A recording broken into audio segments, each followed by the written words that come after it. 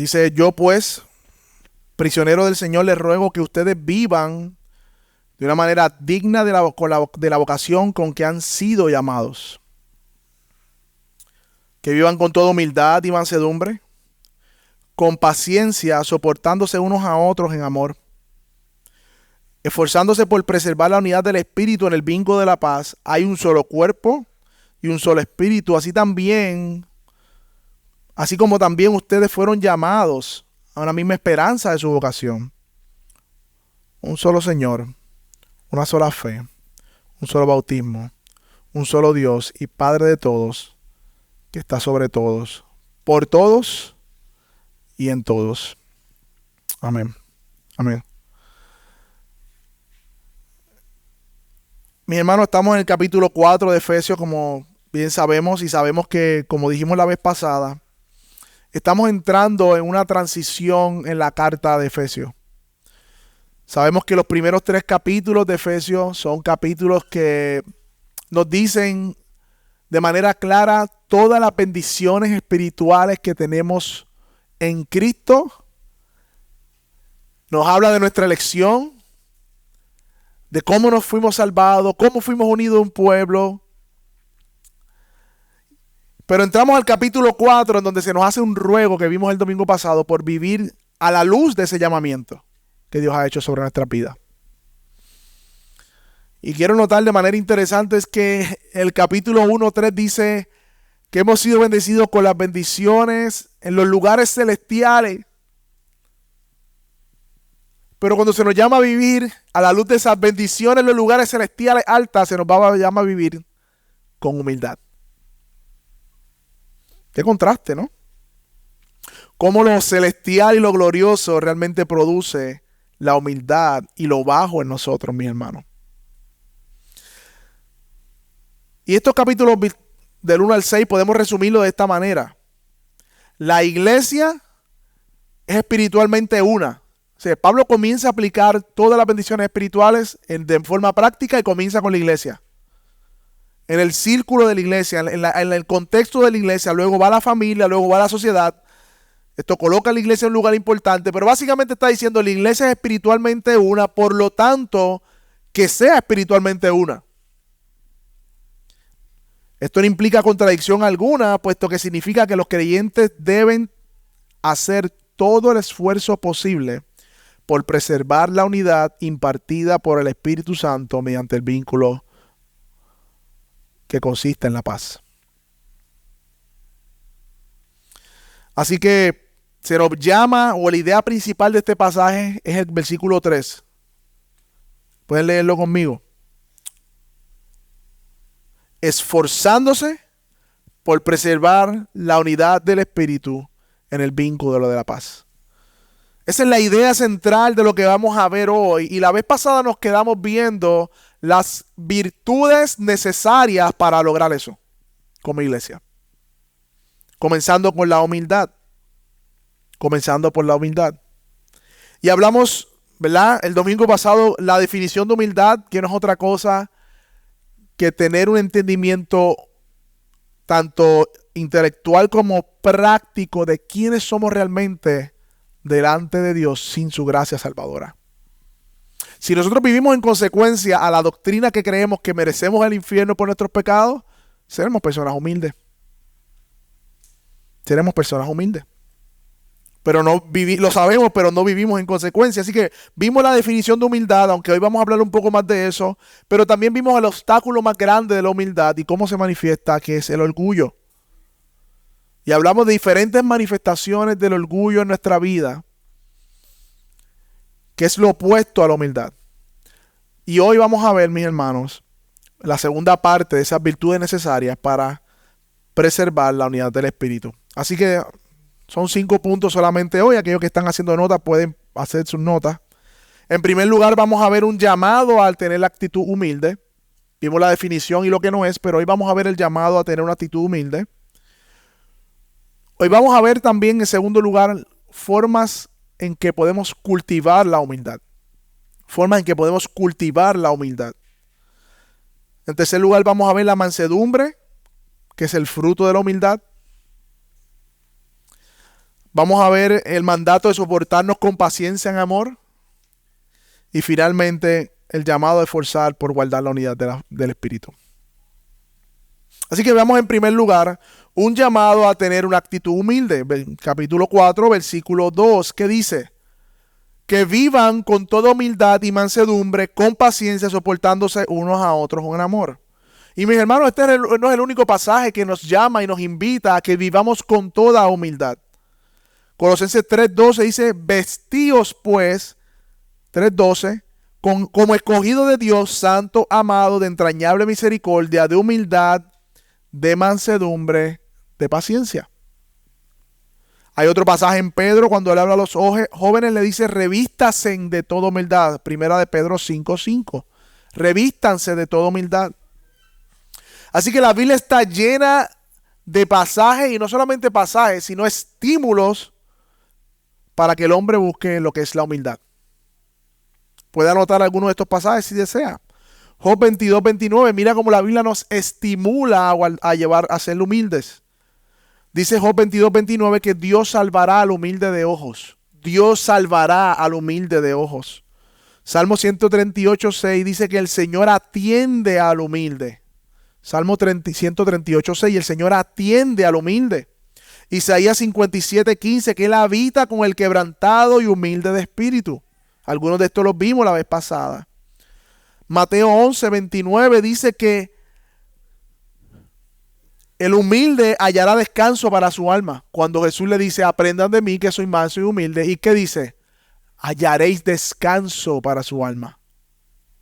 Según de Corintios 7:6 dice que pero Dios consuela a los humildes. Según de Corintios 7:6. En Mateo 5 vemos también la bienaventuranza, que es bienaventurado el hombre que es pobre de espíritu, una cualidad exaltada por Dios, es bienaventurado. Así que, mis hermanos, cultivar una actitud humilde no es algo opcional para el creyente. No es algo opcional. Primero, que se nos manda, y segundo, que la Biblia nos estimula a hacerlo, como acabamos de ver. Pero el problema es obvio, mis hermanos, el problema es obvio. Nosotros, en nuestra naturaleza caída, no redimida, no somos humildes. No lo somos, mis hermanos. De hecho, vivimos en un mundo que promueve lo contrario. Promueve lo contrario a la humildad, promueve la altivez, el orgullo y el egoísmo. Eso es lo que promueve el mundo en que vivimos. Entonces, esa influencia del mundo, esa influencia de la carne nos lleva a tener una alta opinión de nosotros mismos, nos lleva a anteponer nuestro bien y las preferencias antes que los demás, y nos lleva, mis hermanos, a no gustarnos reconocer cuando estamos mal.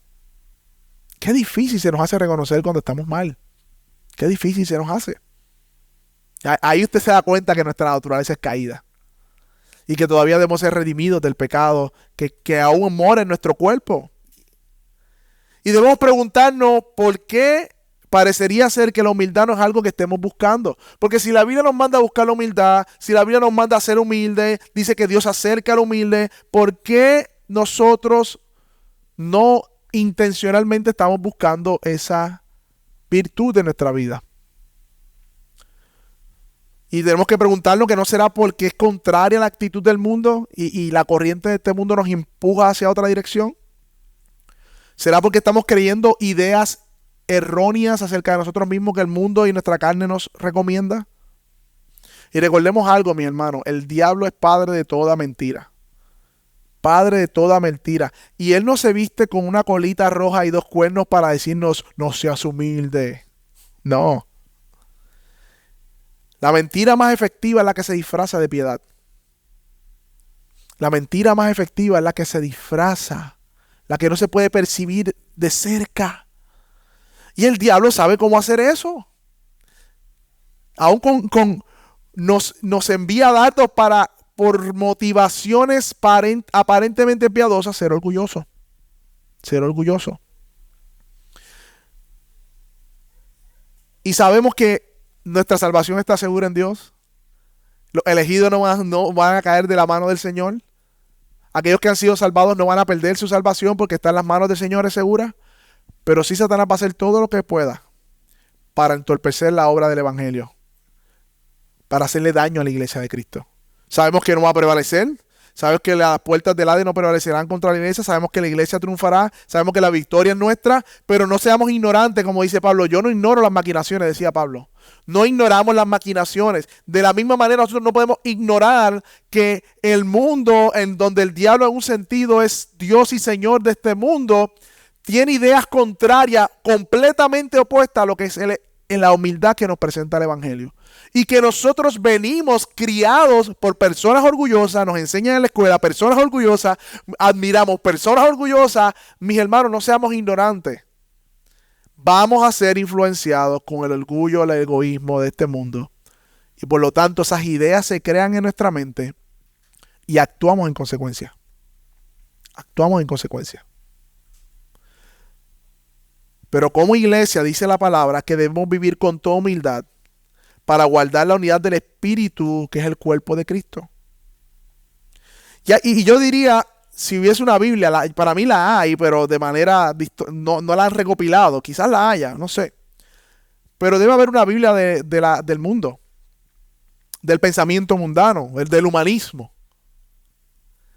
Y yo imaginándome los libros de esa Biblia, puse que encontramos en Primera de Posmodernidad este versículo: lo importante es cómo te sientes y que tú seas feliz. Mira las ideas de este mundo. Estoy haciendo la imaginación de que vienen de una Biblia de Satanás, una Biblia del mundo, ¿verdad? Pero ¿han escuchado esa frase? Lo importante es cómo tú te sientas y que tú seas feliz. En el libro de la carnalidad dice: en el principio yo, en el segundo yo y en el tercero yo. ¿Han escuchado eso? No. Primero tú, segundo tú y tercero tú. Este año me voy a enfocar en mí. ¿Han escuchado eso? Ahora que vienen las Navidades y viene el Año Nuevo. Me voy a enfocar en mí, en mis metas, en lo que quiero lograr. Eso está en Primera de Carnalidad, capítulo 1. En la carta hacia los ingreídos nos enseña que no te la dejes montar por nadie, tienes que darte a respetar. Recuerden que estas ideas están acá atrás. Nos las ha enseñado el mundo. Y Dios junta a pecadores salvados por gracia. Por medio de ese evangelio transforma nuestro corazón. Pero todavía en nuestra carne estamos luchando con ideas pecaminosas que, si no somos conscientes, están operando en nuestros matrimonios y en la iglesia. La profeta Paulina Rubio: ¿a quién le importa lo que yo haga? Yo soy así, así seguiré y nunca cambiaré. Si no le gusta, que bregue con esa. A mí me criaron así. Se ríen, pero muchos de ustedes tienen eso en sus cabezas, en muchos conflictos. Él sabe para qué se casó conmigo, él sabe cómo yo era. Que bregue con esa. La epístola del egoísmo: que nada se interponga en tu camino, nos dice. Y lo vemos ahí en los billboards. ¡Wow! El credo secular nos dice: haz valer tu derecho, que nadie te pisotee. Que nadie te pisotee. De hecho, en la carta hacia el descarriado, mira lo que dice: si te hieren, vete de allí, tú vales más que eso. ¿Cuántos apartados? Porque el apartado, como dijo Juan Meletiche, están en los correos. ¿Cuántos apartados están en el mundo porque lo hirieron y se fueron? Ellos valen más que eso. Ellos valen más. El libro del casi cristiano: perdona pero nunca olvide. Perdona pero nunca olvide. Estos son los versos bíblicos, por decirlo de una manera, de la Biblia del mundo.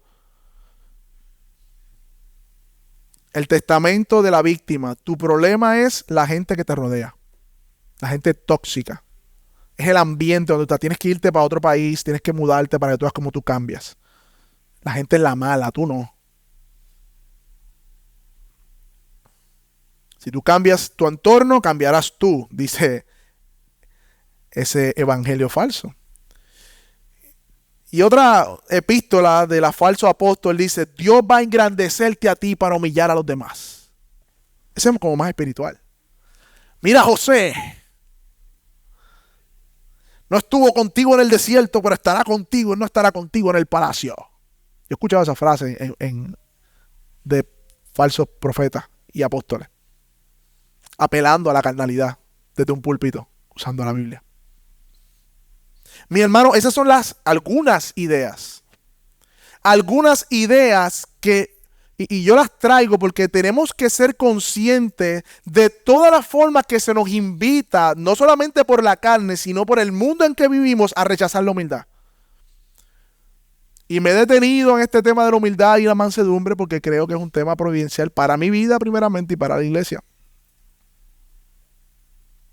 Se nos invita por medio de estos versículos de la mundanalidad a tener ese tipo de pensamiento, y la idea es, mis hermanos, tenemos que estar conscientes de cómo estamos pensando. Tenemos que estar conscientes de dónde viene esa actitud de mi corazón. No vamos a vivir con toda humildad hasta que no hagamos eso. Porque siempre que actuamos, tomamos decisiones, vivimos de cierta manera, está siendo motivado por una idea en mi mente, un pensamiento, una forma de ver el mundo. Y es por eso que Dios le dice en la carta a Romanos 12:2, no se conformen a este siglo, sino sean transformados mediante ¿qué? La renovación del entendimiento. Mis hermanos, el evangelio es completamente opuesto al mundo. En el evangelio, el que sirve es el mayor. En el mundo no es así. En el evangelio, en la muerte está la victoria. En el mundo no es así. Mira cómo dice Efesios 4, 22 al 24. En cuanto a la pasada manera de vivir, despójense del viejo hombre que está viciado conforme a los deseos engañosos. ¿Y cómo hago eso, Pablo? Versículo 23. Renovándonos en el espíritu de vuestra mente. Renovándonos en el espíritu de nuestra mente, y entonces vestidos del nuevo hombre creado según Dios, que es justicia, santidad de la verdad. Mi hermano, nuestra mente es donde Dios por medio de su Espíritu Santo implanta el evangelio, que es opuesto al mundo y que está trabajando para cambiar, quitar, sacar, y que nosotros participamos en ese proceso de santificación, todo ese viejo hombre con todas esas ideas que venimos a la iglesia. Y la clave está en cuán consciente tú estás de las cosas que están guiando cómo tú reaccionas. Para esto, mis hermanos, es necesario el cultivo intencional de estas virtudes. No vamos a vivir con toda humildad, primero, si no identificamos los principios que están detrás de cómo actuamos. Y número 2, si no cultivamos intencionalmente esa humildad. Y sin humildad no hay mansedumbre. Y sin mansedumbre no hay paciencia. Y sin paciencia no viviremos en amor. Por lo tanto, la obra de Cristo, que primariamente es a través de su iglesia, se verá afectada. Se verá afectada. Mi hermano, estamos hablando de la iglesia, la esposa de Cristo. Y yo sé que los esposos que están aquí, si alguna persona se acerca a su esposa y la amenaza o intenta hacerle daño, yo creo que usted se va a molestar mucho. Y si la toca, mi hermano, vamos a defender a nuestras esposas. ¿Cuánto más Cristo con su iglesia? ¿Cuánto más Cristo con su iglesia se quedará de brazos cruzados? Se quedará de brazos cruzados si alguien atenta contra su esposa. Él no se va a quedar de brazos cruzados.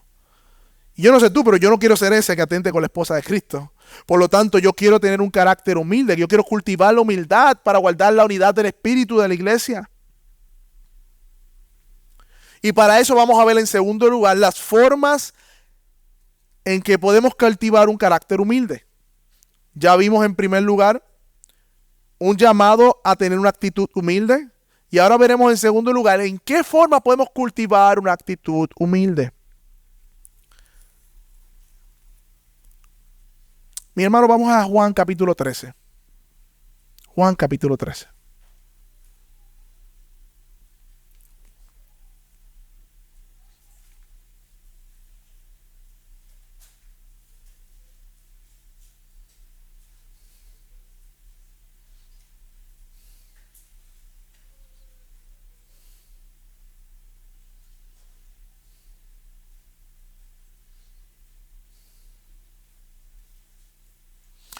Miren este pasaje y lo cantamos ahorita, el soberano inmortal lavando mis pies.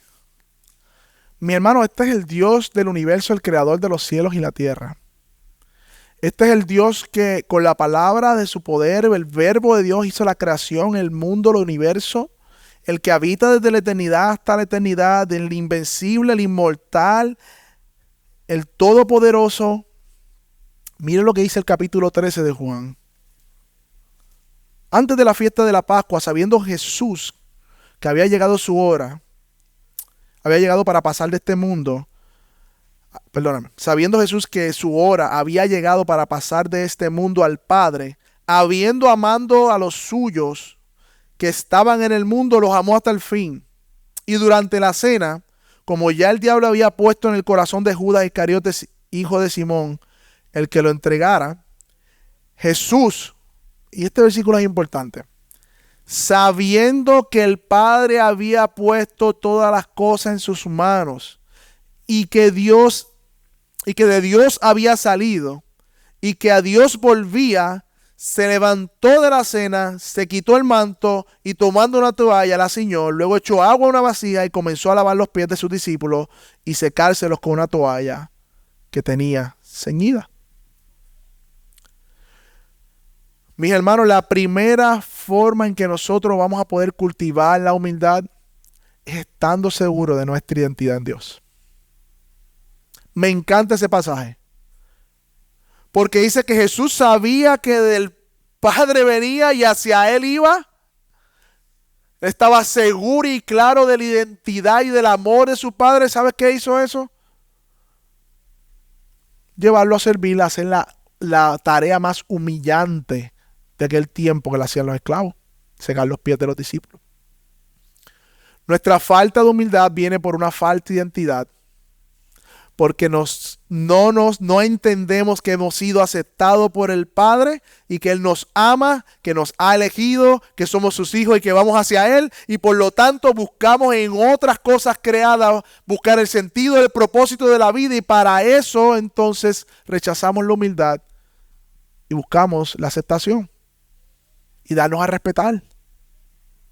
Pero cuando nosotros sabemos quiénes somos y hacia dónde vamos y cómo Dios nos ha amado y sabemos nuestra identidad, eso nos va a proveer la actitud correcta para humillarnos y vivir en humildad. Así que en primer lugar, para cultivar la humildad tenemos que saber cuál es nuestra identidad. En segundo lugar, para cultivar la humildad, tenemos que decir que la verdadera humildad no crecerá sin el Espíritu Santo, que es la fuente de nuestra santificación. Así como una planta no crece sin semilla, asimismo no crecerá la humildad sin el Espíritu Santo. De hecho, la verdadera humildad comienza en nuestra vida, mis hermanos, en el momento que el Espíritu Santo nos regenera, miramos la santidad de Dios, vemos nuestro pecado y decimos: Dios, perdónanos, sálvame. Ahí comienza la verdadera humildad. Así que si hay una visita en medio nuestro que aún no se ha humillado ante el Dios Santo, reconociendo sus pecados, no importa cuánta apariencia de humildad hay en tu vida, no hay humildad ante Dios. La verdadera humildad es reconocer nuestros pecados y clamar por salvación. Pero ese mismo evangelio que nos salvó es el mismo evangelio que nos hace crecer en humildad. Es el mismo evangelio. No es que venimos a Cristo reconociendo nuestra miseria, nuestros pecados, confiando en Él para salvarnos y después camino yo en adelante. No, esa misma experiencia es la misma que informa nuestra vida cristiana. Y crecemos en humildad cuando intencionalmente recordamos el evangelio. Estamos viendo la forma en que podemos cultivar un carácter humilde. En primer lugar, teniendo nuestra identidad en Dios. En segundo lugar, recordando el evangelio todos los días de nuestra vida. ¿Quiénes somos sin Cristo? ¿Qué hizo Cristo en mi lugar? Y todas las bendiciones que tengo en Él. Otra manera en que nosotros cultivamos la humildad, mis hermanos, a los creyentes que estamos aquí exponiéndonos todos nuestros días a los medios de gracia que Él nos ha dado. No hay otro camino, mis hermanos. Porque si el mundo nos predica sus versículos bíblicos a través del entretenimiento, la prensa, las redes sociales, todo lo que el mundo hace para predicarnos ese falso evangelio de mentira que se mete en nuestra cabeza por lo que oímos y vemos, por los sentidos, la única manera de perseverar en la humildad es perseverando en oración, en lectura de las Escrituras y en la comunión con los santos. Mi hermano, esto es un refugio. La iglesia es un refugio. Los santos son un refugio que Dios nos da del mundo que nos empuja hacia el pecado. Mi hermano, la oración es un acto de humillación. Es reconocer que nada podemos hacer sin el Señor. Por lo tanto, la oración nos lleva a cultivar la humildad. La verdadera oración, no la hipócrita, sino el que verdaderamente reconoce y está necesitado y desesperado en medio de la oración. La lectura y la meditación de la palabra, mis hermanos, nos ayuda a cultivar la humildad, porque nos quita la idea de este mundo y nos pone la mente de Cristo, como cantábamos ahorita. Disponer nuestros corazones regularmente a la palabra, a las escrituras, a la meditación de la misma, al carácter de Cristo, a los atributos de Dios, mis hermanos. Eso nos ayuda a cultivar la humildad. Eso nos lleva a cultivar la humildad. La comunión con los santos. Ponemos en función y a prueba, mis hermanos, la humildad. Dios nos da contextos para ser humildes. Y en primer lugar el matrimonio, pero en segundo lugar también la comunidad de fe. Quémame y vivir el cristianismo en el aislamiento. Allá tú y yo acá. De hecho, todo el fruto del Espíritu tiene que ver con relaciones con otros. Amor, gozo, paz, paciencia, benignidad, fe, mansedumbre, templanza, dominio propio. ¿Cómo vas a ejercitar el fruto del Espíritu en tu vida? Viviendo en aislamiento. Por eso la comunidad de los santos es un buen contexto donde Dios va a probar tu carácter y tu corazón para que tenga un carácter humilde. Otra forma de cultivar la humildad, mis hermanos, es siendo intencionales en mostrarnos vulnerables. Sea intencional en eso. Naturalmente le huimos a la vulnerabilidad. Naturalmente nos queremos presentar como figuras terminadas, personas que saben, personas que tienen todo bajo control. ¿Cómo estás? Súper bien, gracias a Dios. Y muy difícilmente hablamos, y no estoy diciendo que con todo el que hable vas a abrir toda tu vulnerabilidad, sino que aquellos hermanos y hermanas que Dios te ha dado en Cristo, que hay unas confianzas. El mismo Señor tenía un grupo más cercano de discípulos. Dios los ha provisto para eso. Sé vulnerable.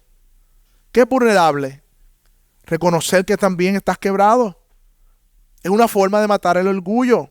Que no tienes todo bajo control, que no todo está sujeto. Habla de tu flaqueza, de tus luchas, de tus debilidades. Eso es una forma de cultivar la humildad. Y no para dar una falsa impresión de la humildad, porque aquí hasta el orgullo se mete. El orgullo se mete aún cuando estamos haciendo un ejercicio de humildad para aparentar piedad porque soy más vulnerable que tú. Hasta ese nivel, mis hermanos. Para que vean cómo es el pecado. Cuidado con esa falsa humildad. Cuidado con esa falsa humildad. ¿Sabes cómo cultivamos la humildad, mis hermanos? Dios nos va a dar conflicto para que seamos prontos para perdonar. Prontos. Y así cultivamos la humildad. Siendo prontos a perdonar. No como el versículo que leímos ahorita. Del mundo. Sino que seamos prontos a perdonar de corazón. No perdonamos a otros porque o somos tardos en perdonar, aguantamos el perdón porque tenemos una opinión muy alta de nosotros mismos y queremos hacer sufrir a la persona. Realmente estamos dando daño a nosotros mismos. Pero retenemos el perdón porque creemos que estamos castigando al otro. ¿Sabes cómo cultivamos la humildad, mis hermanos? Escondiendo tus virtudes y apuntando la luz hacia otro. Busca intencionalmente no llamar la atención sobre ti mismo, sino sobre los demás. Sal de contextos donde puedas ser tentado a la falta de humildad. Hay unos contextos donde podemos ser más tentados. Cuidado con esos contextos.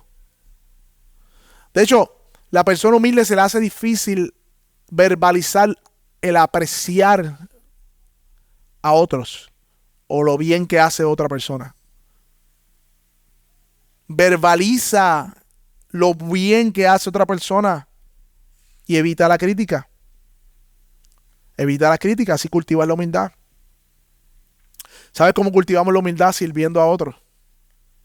Sirviendo a otros. Sirve y mira a Cristo y espera de Él su recompensa. No sirviendo para el ojo, sino para Cristo. Esposo y esposa que está aquí, ¿quiere crecer en humildad y Dios le va a dar un buen contexto para eso? Pregúntele a su esposa o pregúntale a su esposo qué áreas tienes que crecer usted. ¿En qué está fallando?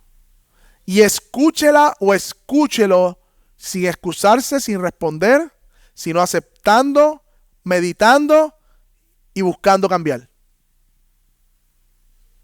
Es una buena manera de cultivar la humildad.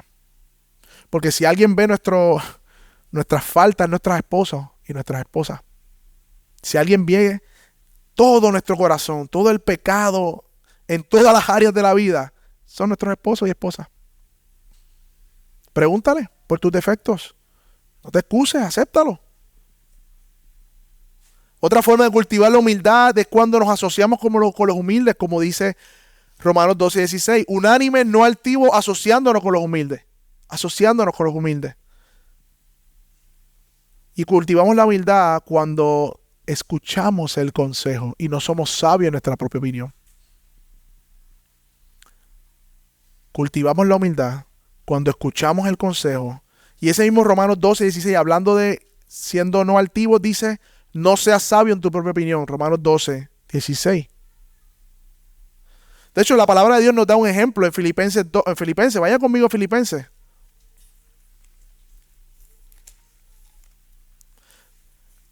Filipenses, capítulo 2.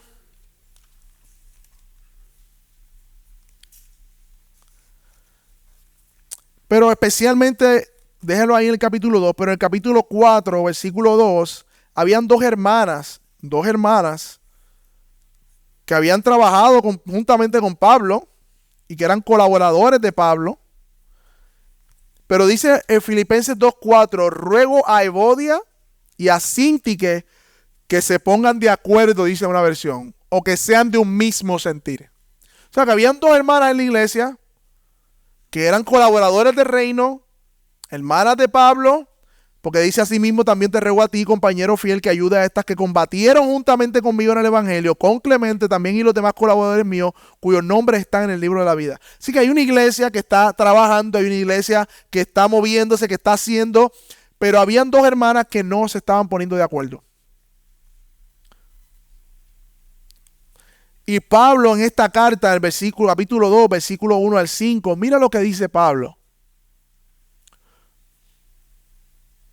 Por lo tanto, si hay algún estímulo en Cristo, si hay algún consuelo de amor, si hay alguna comunión del Espíritu, si hay algún afecto y compasión, hagan completo mi gozo, siendo que del mismo sentir, conservando el mismo amor, unidos en espíritu, dedicados al mismo propósito. ¿Cómo vamos a hacer eso, Pablo? ¿Cómo podemos cultivar la humildad, un carácter humilde? Pues bueno, el versículo 3 nos da la contestación. No hagan nada por egoísmo o vanagloria, sino que con actitud humilde cada uno de ustedes considere al otro como más importante que a sí mismo. Ahí está la clave, mi hermano, de una actitud humilde. Versículo 4. No buscando cada uno sus propios intereses, sino más bien los intereses de los demás. Mi hermano, eso está en las Escrituras. Y toda palabra inspirada por Dios. No hagas nada por egoísmo o vanagloria. O sea, que la motivación de lo que tú hagas nunca esté avanzada en tu beneficio, tu comodidad, solamente pensando en ti, en tu reputación, en tu apariencia. Sino con actitud humilde, cada uno de ustedes considera al otro más importante. Esto es, que estemos motivados por un interés en la edificación del otro en lo que hacemos. Y por eso decía, Señor, yo necesito crecer más. Mucho, mucho más. Yo necesito ser más intencional en ver las motivaciones de mi corazón, Señor. ¿Acaso yo estaré buscando mis propios intereses en en este tiempo, Señor, en cuando hay una diferencia con algún hermano, cuando no pensamos igual. ¿Acaso yo veo la opinión de mi hermano como más importante que la mía? ¿Y cuál es la motivación que Pablo les da a estos hermanos para que se pongan de acuerdo y para que vivan guardando la unidad y para que sean humildes? Versículo 5 en adelante. Versículo 5 en adelante, ¿qué dice, mi hermano? Que tengan el mismo sentir que hubo también, ¿quién? Cristo Jesús, el Evangelio. Pablo pone el Evangelio como la motivación por la cual nosotros debemos tener un mismo sentir, considerar al otro como más importante, no buscar nuestros propios beneficios, porque es en el Evangelio que vemos a Cristo Jesús, que existía en forma de Dios, no consideró ser igual a Dios como cosa que aferrarse, sino que se despojó a sí mismo, tomando forma de siervo, haciendo semejante a los hombres. Y hallándose en esa condición de hombre, se humilló a sí mismo, como leímos en Juan 13, él haciéndose obediente hasta la muerte y muerte de cruz. En la cruz morían los ladrones, los malditos de Dios. Él se hizo maldición por nosotros. Y ese es el mismo principio que debe guiar nuestras relaciones, mis hermanos. Y la pregunta es si estamos ahí. Y por eso me he detenido a este tema de la humildad y la mansedumbre, porque yo pienso que no. Porque yo pienso que Dios está trabajando con nuestros corazones. Porque yo pienso que debemos rendir nuestros corazones, nuestro egoísmo, nuestro orgullo, para que Dios forme un carácter más humilde, conforme a Cristo. Ahora bien, mis hermanos, esta humildad es el mismo sentir de Cristo reflejado, ¿verdad?, de forma práctica en la mansedumbre. ¿Cómo se ve la humildad de forma práctica en nuestras actitudes? A través de la mansedumbre. Así que mientras intencionalmente nos exponemos a situaciones donde la actitud de humildad puede crecer, Dios también se encarga de proveer circunstancias donde debemos ejercitar la humildad por medio de la mansedumbre. Y por eso dice el pasaje, volvemos a Efesios 4, versículo 2, que vivan con toda humildad y mansedumbre. La humildad y la mansedumbre son inseparables. Así que en tercer lugar veremos la mansedumbre como el fruto de la humildad. Dice que la mansedumbre es, en primer lugar, un fruto del Espíritu. La mansedumbre es un fruto del Espíritu. No es nuestro, es del Espíritu en nosotros. Y la mansedumbre es la capacidad de mantener el carácter y el poder bajo control. La mansedumbre se traduce también como gentileza, amabilidad o alguien dócil. Y es lo contrario a la rudeza, a la agresividad que proviene del orgullo y la altivez. Esa es la mansedumbre. Ahora bien, una persona mansa no es un menso. Cuidado con eso, mis hermanos. Sino que es una persona capaz de dominarse a sí mismo y que sabe cómo usar la fuerza para los propósitos de Dios y no los suyos. La mansedumbre no nos lleva a defendernos a nosotros mismos, ni a vengarnos, ni a tomar en nosotros, ¿verdad?, para justificarnos. No, mis hermanos, sino que todo lo contrario. Cuando actúa, actúa por la gloria de Dios, no la nuestra. Dice que Moisés fue el hombre más manso sobre la faz de la tierra. La palabra dice eso. De hecho, ¿cuántas quejas del pueblo de Israel contra el liderazgo de Moisés? ¿Cuánto mal hablaron de él? ¿Cuántos se rebelaron? La rebelión de Coré. Le dijeron, no, tú no eres líder, nada. Coré se rebeló con todo. Yo quería tomar el liderato. Miriam, la hermana de Aarón, habló mal de Moisés. Y dice la palabra que es la persona más mansa. No vemos ni un versículo que haya tomado venganza en sí mismo. Él iba a Dios y oraba. Ahora bien, cuando Dios le da los 10 mandamientos y baja del monte y ve al pueblo levantando un becerro diciendo, este es el Dios que nos sacó de Egipto, vemos al hombre manso que coge esos 10 mandamientos, los tira contra el piso y coge a ese becerro de oro, lo diluye en agua y se los hace beber y después dice, ¿quién está con nosotros? ¿Quién está con ellos? Y hubo una matanza allí. Por el nombre de Cristo o de Dios. Por la gloria de Dios. No por él, sino porque el Dios que sacó a Israel de Egipto estaba haciendo su nombre manchado porque esta gente le atribuyó la gloria a Dios a un becerro de oro. Y ese es el hombre más manso de la tierra, dice Dios. ¿Ven la mansedumbre? ¿Y qué tal de Jesús? Dice, yo soy manso y humilde. No se defendió. De hecho, en la cruz él dijo que perdónalos que no saben lo que hacen. Intentaban apedrearlo, tenía que salir corriendo, huía, lo criticaron, lo vituperaron, latigaron. Él no se defendió, él enmudeció como cordero, pero cuando fue al templo, a la casa de su padre, y vio que la estaban convirtiendo en una cueva de ladrones, ¿qué hizo el Señor Jesús? Viró las mesas, sacó a todos. La casa de mi padre será llamada casa de oración. Así que el manso no es un menso, el manso tiene el poder bajo control y usa ese poder que Dios le ha dado para la gloria de Dios, no para su propia gloria. Y hay muchos pasajes que hablan de la mansedumbre. 1 Corintios 3:12 igualmente, de humildad y de mansedumbre. 1 Timoteo 6:11. Y mira qué interesante este. Antes que diga, pelea la buena batalla de la fe, dice que nosotros debemos buscar la justicia, la piedad, la fe, el amor, la paciencia, la mansedumbre. Y luego dice, pelea la buena batalla de la fe. 2 Timoteo 2:24 dice, porque el siervo del Señor no debe ser contencioso, sino amable para con todos, apto para enseñar, sufrido, que con mansedumbre corrija. Un manso no es que no hace corrección, pero con mansedumbre. Con un espíritu dócil, que corrija a los que se oponen. Para corregir hay que tener carácter, pero no estamos hablando de una corrección violenta, que degrada a la persona, que se impone, no, sino una corrección mansa, pero hay corrección. Vayan conmigo a Santiago 3:13, porque esto es bien importante. De hecho, la sabiduría está ligada a la mansedumbre. Santiago 3:13.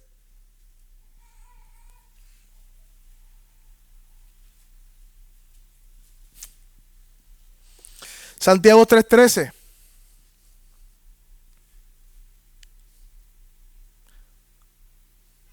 Dice la palabra de Dios. ¿Quién es sabio y entendido entre vosotros? Muéstrelo por la buena conducta sus obras en sabia mansedumbre. En sabia mansedumbre. A lo contrario, ¿qué es? Pero si tienen celos amargos y contención en su corazón, no os jactéis ni mintáis contra la verdad, porque esta sabiduría no desciende de lo alto, sino que es terrenal, animal y diabólica. Porque donde hay celos y contención hay perturbación y toda obra perversa. Versículo 17. Pero la sabiduría, hablando de la sabia mansedumbre, que es de lo alto, es primeramente ¿qué? Pura, después pacífica, amable, benigna, llena de misericordia y de buenos frutos, sin incertidumbre ni hipocresía. El fruto de justicia que se siembra con la paz para aquellos que hacen la paz. Cuando hay dificultades entre los hermanos, entre las parejas, la mansedumbre es esencial para la restauración. Sin mansedumbre no habrá restauración.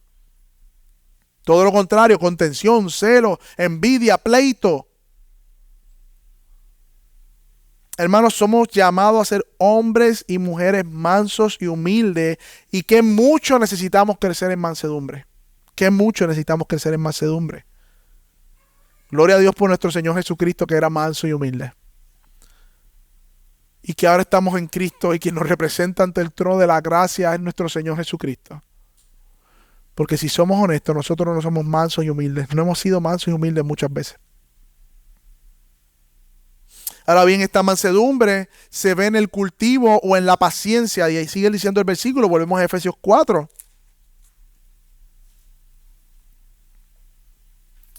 En cuarto lugar, cultivando la paciencia, soportándonos unos a otros.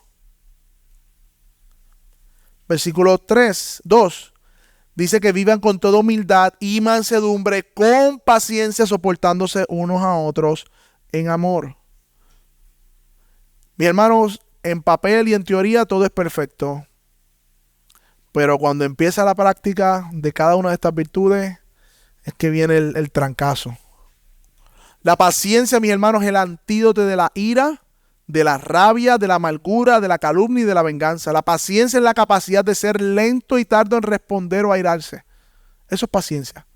Ser sufrido por mucho tiempo, recibir el agravio y mantenerlo y no responder.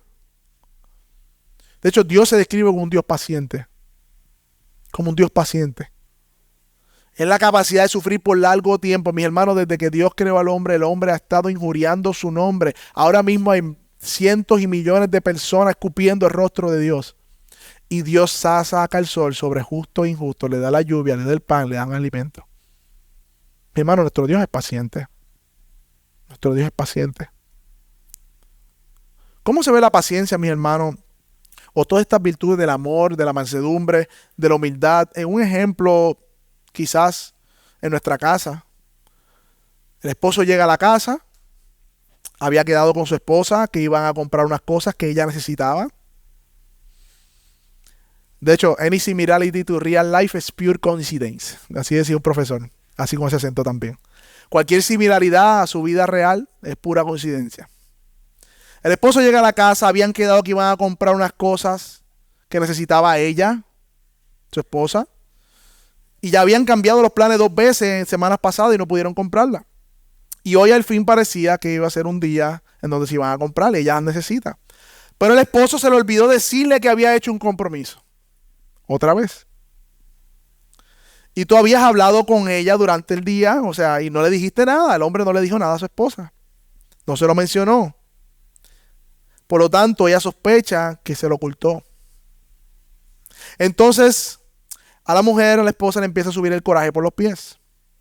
No es la primera vez que lo hace. Y comienza a pensar que es un desconsiderado. Y comienza a venir memoria, ¿te acuerdas de la semana anterior? Que él pareció mostrar más interés por algo de él que por lo tuyo. De hecho, hasta cambió los planes de él para buscar lo que él necesitaba, pero ahora porque era un asunto tuyo, parece ser que es más lento o no le interesa. Hay menos diligencia. Y en este punto, el corazón de la esposa comienza a endurecerse. Entonces la esposa levanta la voz y le dice todo lo que está pensando de su esposo en ese momento. Pero primero de forma calmada. Y se comienza con tonos, respiraciones, le acompaña un sarcasmito por aquí. La esposa con el sarcasmo. Y comienza a hacer tono, ¿verdad? Él parece indiferente. Lo que te irrita más a ti, mujer, esposa. Entonces, delante de los niños, te molestas tanto que le gritas a él. Lo cual él se ofende grandemente y te vira la tortilla a ti, esposa, porque le gritaste, le faltaste el respeto delante de los niños. Ahora es él la víctima. Porque te dice que él está cansado de trabajar y que tú eres una desconsiderada. Porque él lleva todo el día en la calle, ha tenido un día pesado, apenas llega a su casa y le estás exigiendo más. Y se ofende porque ella se queja por todo y también comienza a recriminarle. Y ahí los dos corazones de esposo y esposa están pensando en sí mismos. Más importante soy yo que el otro. Están Corintios 2, Efesios, Filipenses 2, contrario. Todo contrario. Y hermano, cuando llegamos a ese punto hay un caparazón. Es como si fuera algo bien duro. Es como si no pudiéramos salir de ese revoltillo. Y le damos vuelta y pensamiento. Y seguimos endurecidos. Ay. Ella se va al cuarto y él se queda en la sala. No se hablan, solo lo necesario. Pasa un día. Pasan hasta 2 y 3 días. Y ninguno está dispuesto a reconocer el pecado. Ninguno está dispuesto a perdonarse. Pero cuando hablan con sus amigos, sus hermanos o clientes, está todo bien. Hasta sonríen. Y la pasan súper. Y esto revela que quieren castigarse uno al otro, por eso no lo hacen entre ellos. Lo brutal es, mis hermanos, que cuando por fin ella es confrontada por el evangelio y ahí parece una luz al final del túnel, o él, quien sea, y comienza una conversación de manera amable y se acerca al esposo y hace un gesto por el cual parece que le va a dar cariño y que va a pasar la ofensa, él la rechaza. Y ahí, mis hermanos, nuevamente el enojo se acapara en el corazón de la esposa porque ella se humilló viniendo donde él y él despreció el gesto.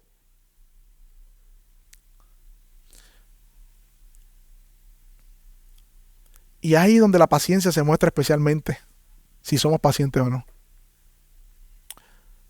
Ahí nos damos cuenta que somos así de pacientes, que somos así de mansos y de humildes. Que cuando nos sentimos ofendidos es como entramos en modo guerra y sacarnos de ahí, mis hermanos. Sacarnos de ahí. Es el evangelio que nos puede sacar de ahí. Es cultivando lo que hicimos ahorita, recordar el evangelio, es humillarnos, es reconocer que yo no soy nada sin Dios, que yo no tengo nada que demandar. Es lo que dice Filipenses, poner la persona y sus intereses como más importante. Ahí, mis hermanos, está el tranque del juego. Y es ahí donde quiero retarlos a ustedes, mis hermanos. Y esto pasa a nivel de matrimonio, esto pasa a nivel de iglesia, esto pasa en todos los contextos, en el trabajo, mis hermanos. Es ahí donde somos llamados a ser cristianos. Es ahí. Aquí cualquiera, mis hermanos, es cristiano.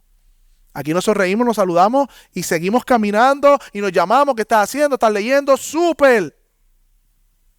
Y cuando llegue ese trancazo, ahí es que somos llamados a humillarnos. Y eso no va a suceder en la carne, mis hermanos.